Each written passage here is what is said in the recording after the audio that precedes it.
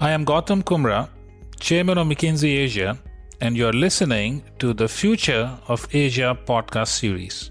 The Asian century has begun. The region is now the world's largest economy. As Asia's economies evolve further, the region has the potential to fuel and shape the next normal. In each episode, we are going to feature conversations with leaders from across the region to discuss what Asia's rise means for businesses across the globe. Join us.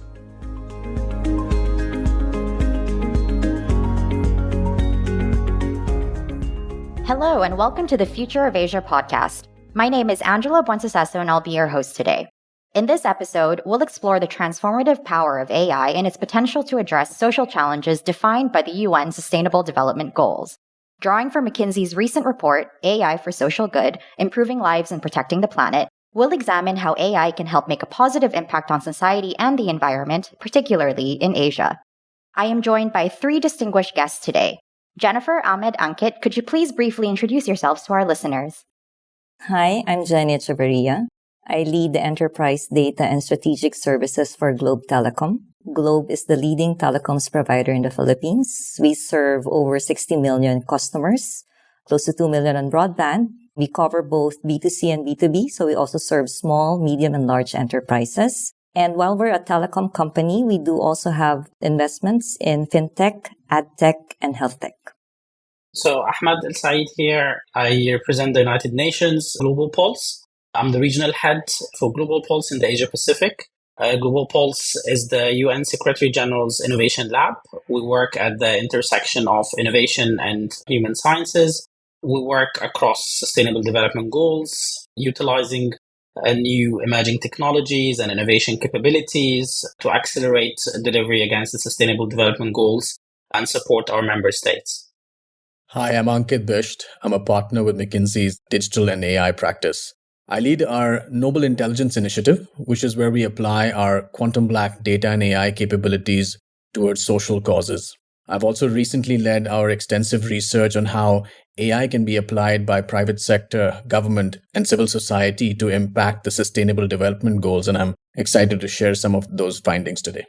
Wonderful. Thank you, three of you, for making the time to join us for the podcast. Why don't we just dive straight into the topic because there's plenty to talk about. So the first question I'd like to pose is, how is Asia advancing on the 17 SDGs for 2030, and what impact is AI having on this progress? On the Sustainable Development Goals and the Sustainable Development Agenda, the world is significantly off track in achieving the SDGs by 2030. That is a global statistic, and a recent report showcased that only 17% of the SDGs targets are actually on track or have been met, while unfortunately also 17% are actually have regressed. That is quite an alarming figure and statistic. In Asia specifically, reports have shown that Asia would require at least 32 additional years beyond 2030 to achieve the SDGs. So SDGs could not be achieved before 2062. The progress that has been made in Asia is both uneven and inadequate. The uneven progress is very clear because there is a clear country divide within Asia. So countries are divided between developed countries, middle-income countries, especially upper middle income, and also there are countries that fall within the least developed countries, either landlocked or small island developing states within the Asia-Pacific region. There is also another form of divide and inequity, which is the urban versus rural. Unfortunately, in many countries, we see that in urban settings, quality of life is advancing, AI is being utilized, smart cities concepts are being introduced, while in rural settings, basic services and quality of those basic services and access to services is actually not guaranteed. Because of that, Asia is not doing so well in progress, and we need to pay more attention, especially to Goal 13 when it comes to climate action. This is the most relevant also for the Asia-Pacific region.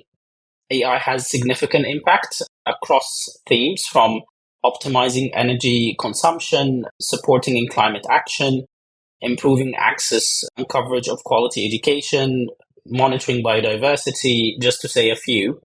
And I will be happy to delve deeper into this during this podcast. Thanks so much for sharing your perspective, Ahmed. So you've shared quite a few interesting insights about our progress across Asia. Ankit, what does McKinsey's most recent report about this say? So I agree with Ahmed. As he mentioned, there are a lot of great applications that we're already seeing from AI, whether it's modeling proteins, screening drugs, designing new vaccines, which, as you can see in the recent period around COVID, there was significant acceleration that happened in design of vaccines, but all the way to targeting aid and the most vulnerable populations and problems around climate change, for example, immediate early warning for natural disasters. There are so many applications that are already out there today. And with generative AI, that could significantly increase and democratize the access to those new capabilities as well. So as I mentioned, we have recently conducted extensive research on this topic. We spoke to dozens of experts across countries and continents. We also analyzed over 1,000 AI grants and investment into 20,000 AI-focused companies. The results were quite interesting. Maybe I can summarize them in 3 key findings. The first finding is that the momentum is actually quite exciting. We found evidence of deployment of over 600 AI-enabled use cases supporting across the 17 UN Sustainable Development Goals. We had actually done similar research 5 years ago in 2018, and the number at that point was 170. So you can see this is approximately a 3-fold increase over the last 5 years, which is exciting. In addition, when we looked at the 20,000 plus private sector AI investments, we saw that even the private sector, there were 40% of the investments were linked to improving one or more SDG thematic areas. The second finding, however, is linked to what Ahmed was also saying. A lot of these deployments are currently stuck at the pilot stage, and it's not necessarily scaling to impact the millions of people that it truly can. Majority of grants that we see and the efforts that we see are happening at what we typically consider the seed stage, rather than the scale-up stage of creating impact. The third finding is also that there is inequity by market. The developing markets are not seeing a fair share of investment into AI in these particular causes. In Asia, for example, while China and some of the developed markets in Asia are seeing good investment into AI, the other developing countries in Asia are seeing a far smaller share than what is required based on their GDP and per capita normalization. Building on what Amin said, but putting it in the Philippine context, I think some of the biggest sustainable development issues for our country, and we're likely one of those who will take 3 decades to get there, are poverty and hunger, education and health. So just some numbers. The poverty incidence in the Philippines actually increased from 18% in 2021 to 22% in 2023. What that means is that 25 million Filipinos are poor. And when you look at the recent Q1 survey of SWS, there are 14% of Filipinos who've experienced involuntary hunger. I think the challenge we have in the Philippines is that there's really no one definition of who is poor. And if we don't have an agreed definition, the scale at which we solve the problem will be a challenge. So when I said that in the Philippines, there are 25 million living below poverty line, the definition of that is if a person earns $220, at least $220 for a family of 5, you're not poor. But other groups would say you probably need $500 a month. And if we use that as a threshold, 70% of the people we interviewed said they are borderline poor. So the reality in the Philippines is that while the government has made strides in trying to reduce poverty, the challenge is really income is not enough because of high inflation, because of climate change, specifically El Nino. What happened is that we've heard farmers tell us that they had to slide their planting cycle by a month, and imagine the impact of that on their income. The same is true in education and healthcare. Philippines, we're one of the youngest nations, average age of 26 years old. So we sit really on a demographic dividend. But we always rank low in international assessments. And the irony of it is that the spending for both education and healthcare is not very far if you compare Philippines with our neighboring countries, but the outcomes are very different. And that is why I think AI can really be powerful to help us address the sustainability goals. So imagine how AI can help us improve resource allocation, how it will help farmers predict crop yields, or even on education. How can we personalize the learnings? How could we help teachers identify students that are falling behind and make the whole learning experience more meaningful?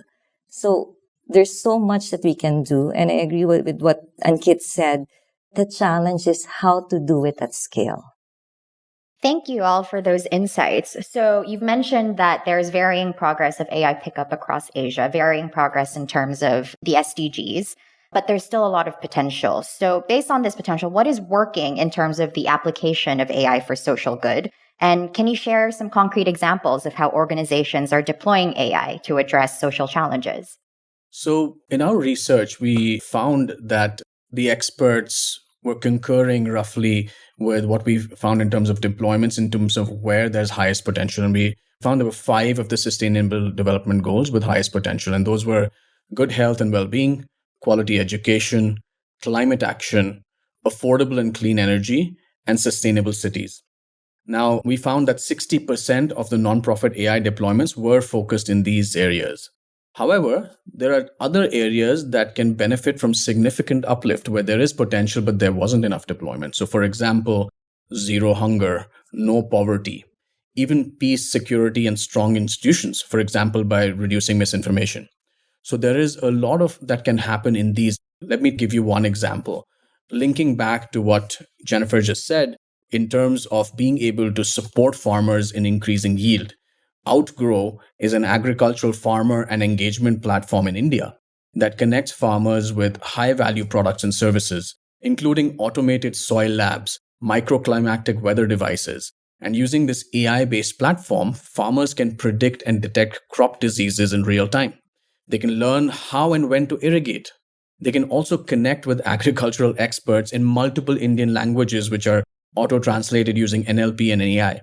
Outgrow's platform is currently supporting more than 18 crop types and about 200,000 farmers today. But the question becomes, how do we make sure such platforms are deployed across all countries in Asia that can benefit from it, from Philippines to Indonesia to Vietnam? And how do we really create that kind of scale in terms of impacting millions of lives? Thanks, Ankit, for sharing that example. Jennifer, did you have any examples for Globe? I think at Globe, we do use a lot of data and AI. That's really primarily driven because the Philippines is a prepaid country. 97% of cell phone users are prepaid, which means we really don't know much about them.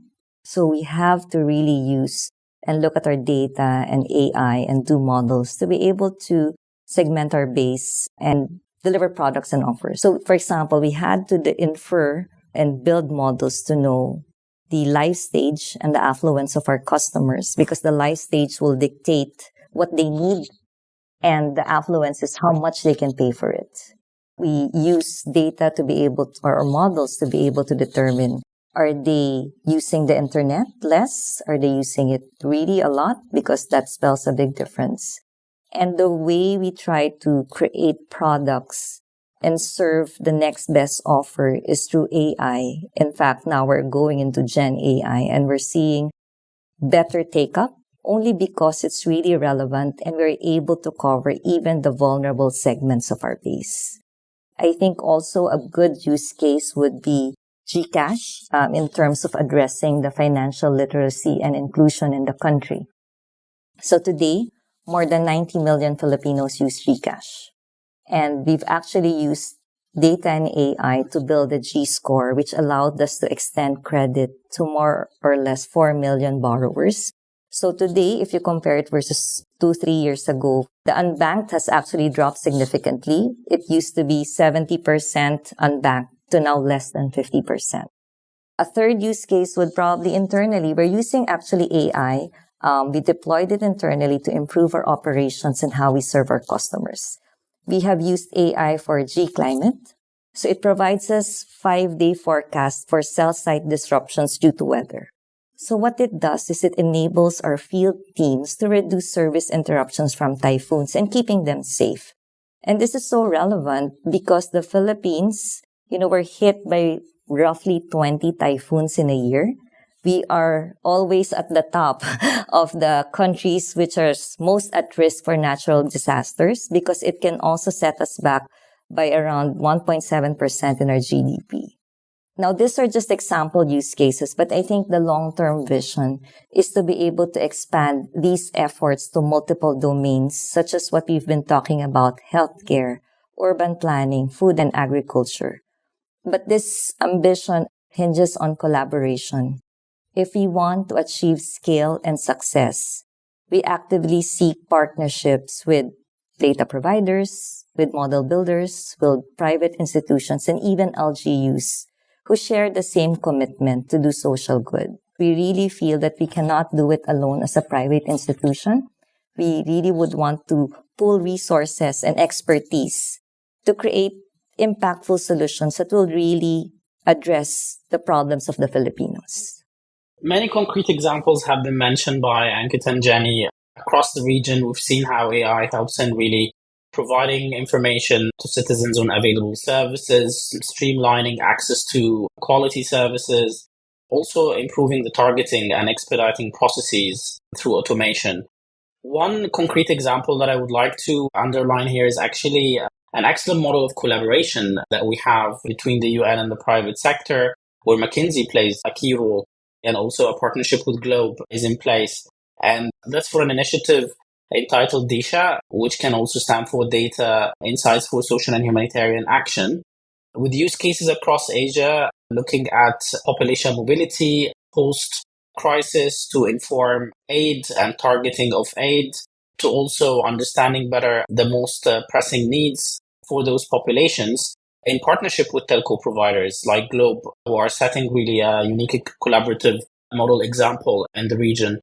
In addition, we have another concrete use case that will be also rolled out globally that looks at assessing damage post-crisis, for example, earthquakes, looking at high-quality satellite imagery, automating the process of doing the analysis for those images and understanding better the magnitude of damage and the locations to expedite aid going to those areas, which it's a significant effort that really helps save lives on the ground. So these are just a couple of examples under the DISHA initiative, which we are really looking at taking also to scale across more countries and building in more AI applications and models to actually see how we can amplify that impact.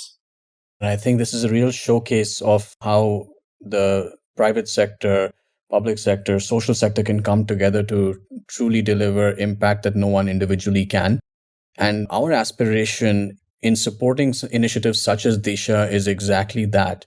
Can we create impact at scale across geographies together? And this is a great example of how you can use telco data or satellite imagery to create benefit for society. But we need banks, grocery stores, all kinds of consumer companies, which is where all the data sits, as Jenny was mentioning, to really think about how we will bring this granular data use to the benefit of society.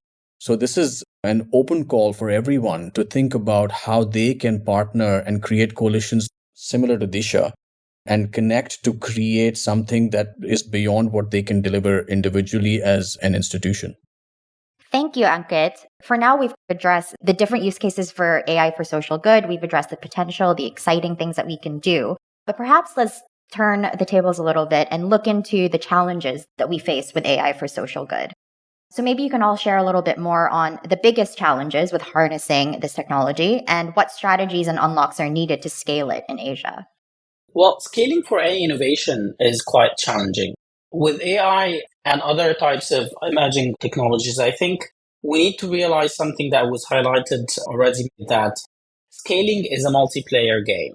You cannot do it alone. You need to partner.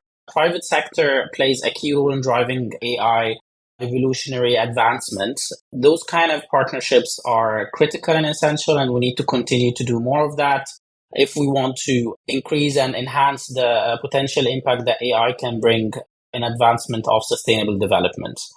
Other challenges, as mentioned, could be also looking at the scarcity of talent and capabilities. In the social sector, this continues to be a challenge. Attracting the right calibers, finding individuals who would have the right capacity, who would be able to support AI for social good. Cost implications as well need to be considered. We want to build AI solutions that are sustainable. Having a sustainable business model is quite important. So factoring in computing power requirements for AI models, connectivity issues in many areas where the UN actually works. Only two-thirds of the people globally are online. So 1 in 3 people in 2023 were offline globally. So that is also something that we need to consider.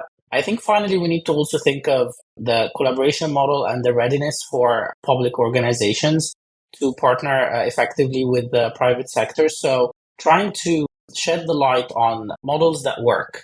I think we need to do more of that, sharing that and trying to disseminate knowledge around how we can partner more effectively in advancement of AI for social good would really help tackle some of these issues. Again, scaling, not an easy thing, takes a long time.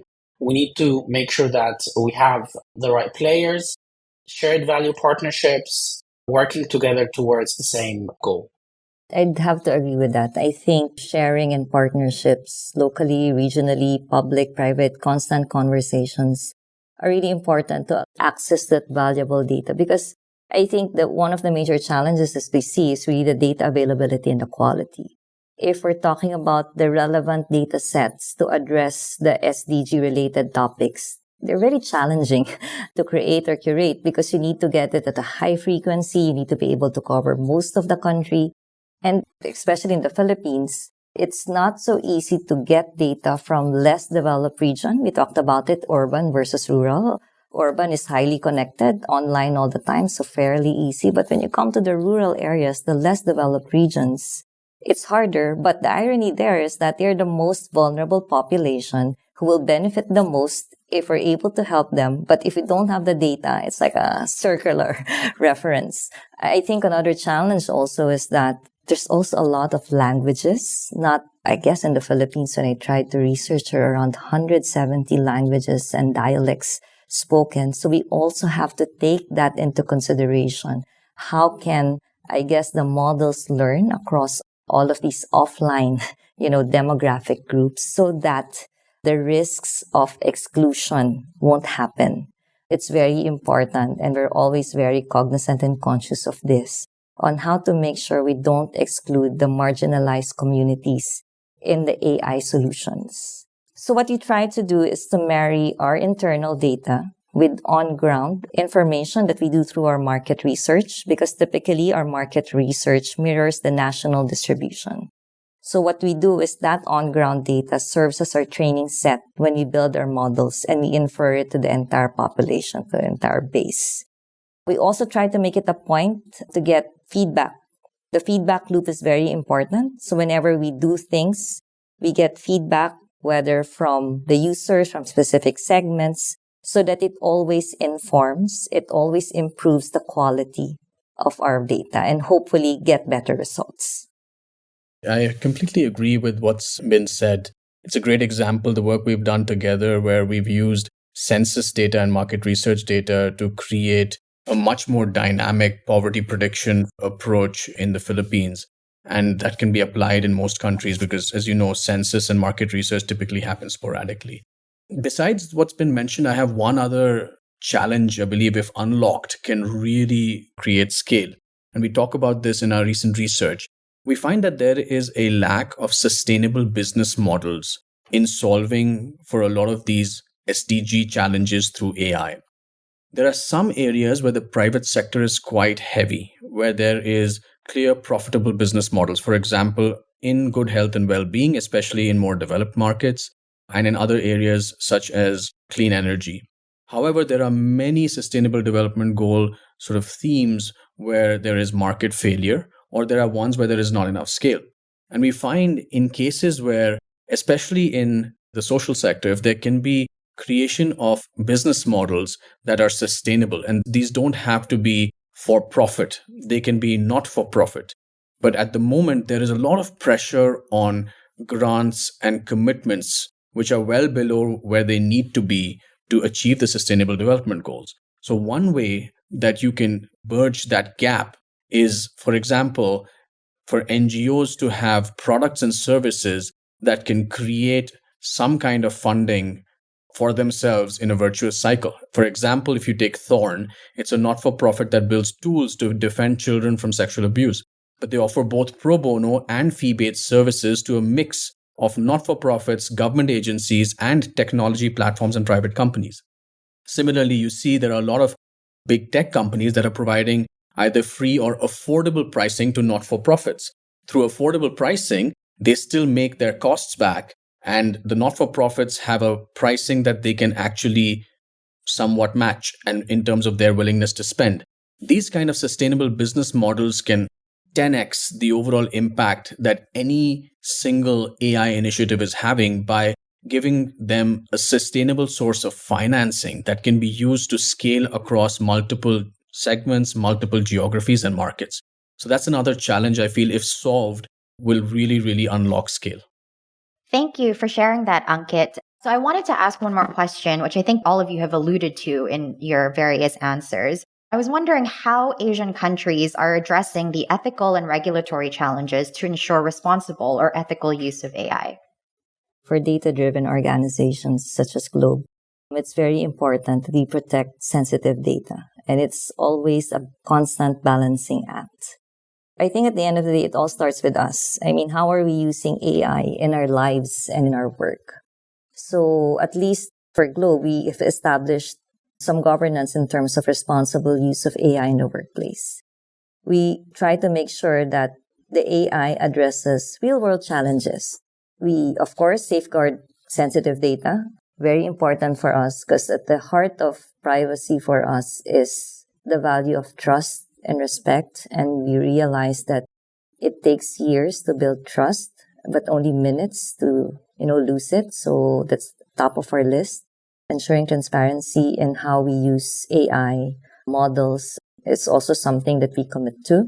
And as well as, we regularly review and test and evaluate our models to make sure that there are no potential biases. And then hopefully everything that we do, we are accountable to ourselves, to our company, and to our customers. Thanks, Jennifer. Ahmed, did you want to share a perspective on the ethics of AI solutions? Happy to. This is a very important issue that has received a lot of attention also globally. At the UN level, there has been some guidance. The Secretary General has convened an AI advisory board that is also providing some global guidance for countries. I know that also at the regional level in Asia, there has been also some guidelines developed to give practical steps for countries who wish to establish more robust frameworks for AI development or deployment when it comes to ethics and the responsible use of AI. Essentially, I think the one thing that I would like to highlight is that it is important to make sure that AI models are introducing the concept of being inclusive by design. So making sure that the training data is very much responsive and reflects realities of different groups is very important. Ensuring that every step from design, development, and deployment also streamlines important principles like transparency, fairness and equity, human centricity, accountability. And those can only be introduced in a consistent way through stakeholder interaction throughout and open communication with the different stakeholders and groups. I think that we are yet to see a lot in that space. It is very, very important. Through that transparent communication, we also assure citizens of the transparency of the development of AI and also that it can respond to everyone's needs. So these are key things to just highlight, and there are many guidelines both released and also in the pipeline that will provide more guidance on that issue. I fully agree. And maybe I could add, there are many countries today who are building a number of different assets and enablers to allow for ethical and responsible AI deployment. Whether it's principles, laws, regulations, frameworks coming from industry institutions, or even voluntary commitments and declarations and standards that are being put in place by various leading private sector or other institutions. What I feel we must do, and as we see a lot of this, as example, even in Asia, there are countries that have established some of these. Singapore has a strong framework in how to manage AI and govern it. But the one thing that we need to think about is how do we ensure that there is inclusion in how we help all kinds of organizations adopt responsible and ethical AI practices, all the way from larger institutions, but smaller NGOs, SMEs, who need to be able to navigate this relatively complex setup today of a lot of different enablers that are being put in place, but which are not necessarily easy to deploy in the front line and on the ground. And what are the enablers or assets that can really help them navigate this, whether it's from incident databases to tools to be able to prevent biases and malicious use, or tools to promote security, robustness, and transparency of development practices, explainability, and most importantly, being able to have resources to train frontline users and create change management that is easy to understand in local languages and equitable. And an ability, while doing all of this, to evolve with the very fast pace at which AI is evolving, because this is going to be a moving target. And doing this well is going to be critical because there's two sides of this equation. There's a lot that's been spoken about in terms of the risk of AI. Today, we spoke a lot about the benefits of AI. But unless we're able to navigate these risks through these kind of enablers that we've talked about to manage the ethical and responsible use, we will not be able to get to that scale that we just spoke about, that we really need to impact the lives of millions and millions of people in so many different ways and achieve the Sustainable Development Goals. Thank you, Ankit, for that lovely synthesis of the conversation that we just had. Jennifer, Ahmed, did you have any final thoughts that you'd like to share? I think at the end of the day, Gen AI can be a force of creative destruction. I would imagine that more and more life-changing decisions will be made with AI. So it's very important that you preserve privacy and explainability. I think what could also help is we start with a human and with the human. What do I mean by that? It's as simple as, for example, in any data model or big data that you want to be able to use, you need to make sure that, it's the human trying to state what the problem is and the output is something that's checked. That's very high level. But when I say start with a human and end with a human, AI should address a real life issue. And you end with a human in the sense that tech is there, the model is there to make sure that you're able to do your transformation, you're able to make it sustainable. But at the end of the day, what really matters is that you made a difference. You improved the life of someone. You were able to uplift a nation. So it has to start and end with a human. I'm very much aligned with what Jenny just mentioned. I think this is very critical. I believe that AI really opens the door and creates a lot of opportunity to accelerate and catch up on sustainable development. We can really see how AI is driving growth in many countries. There are many positive examples. We should not let the risks outweigh the benefits that could be really realized from accelerating deployment and fully utilizing AI at scale. We need all stakeholders to come together, work together towards that common goal, and we need the right capabilities in place, and we need to make sure that while doing so, we leave no one behind. My ask to everybody listening would be to basically join the party. There's a lot of institutions that are thinking about this and wanting to do things, but a bit stuck because they're trying to do this themselves.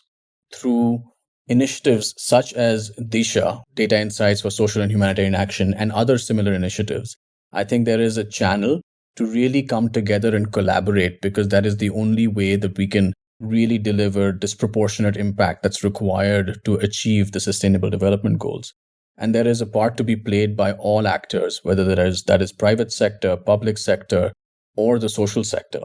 We are very excited to hear from various institutions, organizations, individuals to come and explore how they can participate and create more impact through AI for their local communities, for their beneficiaries and users. And we're here to chat. And this is an ongoing dialogue, and we look forward to hearing from other institutions in the future. Thank you, Ahmed, Jennifer, and Ankit for joining us on the Future of Asia podcast today.